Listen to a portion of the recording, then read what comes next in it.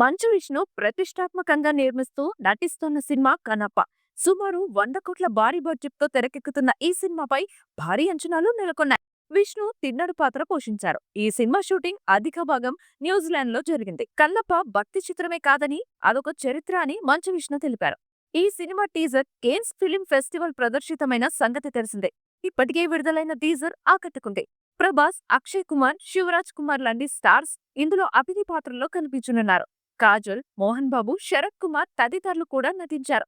తాజాగా ఈ సినిమాలోని ప్రభాస్ లుక్ ను చిత్ర యూనిట్ రిలీజ్ చేశారు. తొలుత ఈ సినిమాలో ప్రభాస్ శివుడి పాత్రలో కనిపిస్తారనే ప్రచారం జరిగింది. కానీ ఆ పాత్రను బాలీవుడ్ స్టార్ హీరో అక్షయ్ కుమార్ పోషించారని తెలుస్తోంది.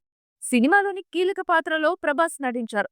ప్రభాస్ ఈ సినిమాలో రుద్ర అనే పాత్రలో కనిపించనున్నారు. దీనికి సంబంధించిన లుక్ ను చిత్ర యూనిట్ విడుదల చేశారు.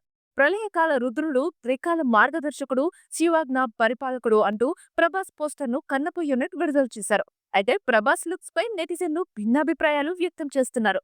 కొంతమంది బాగుందని కామెంట్స్ చేస్తుంటే మరికొందరు ప్రభాస్ లుక్ ఆశించిన స్థాయిలో లేదంటూ విమర్శలు గుప్పిస్తున్నారు.